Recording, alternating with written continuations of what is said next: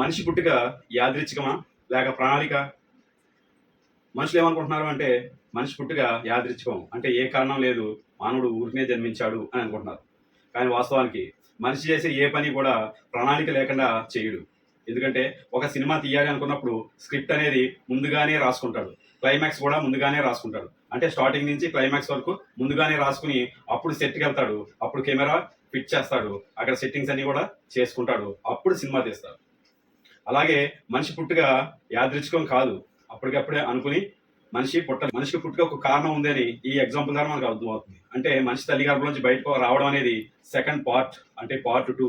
అంటే బాహుబలి పార్ట్ 2 ఎలా ఉందో, మనిషి పుట్టుక తల్లి గర్భంలోంచి బయటకు రావడం అనేది పార్ట్ 2A. అంటే పార్ట్ 1 పుట్టుక ముందు ఏదో జరిగింది, పుట్టుక ముందు ఒక స్టోరీ జరిగింది, పుట్టుక ముందు పార్ట్ 1 జరిగింది. కాబట్టి దానికి కారణం చేతనే మనిషి భూమి మీదకి రావడం జరిగింది.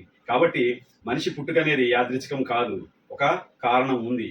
ఆ కారణం ఏంటన్నది మనం తెలుసుకోవడమే మానవ జీవిత లక్ష్యం. Thank you very much. మరొక వీడియోలో కలుద్దాం.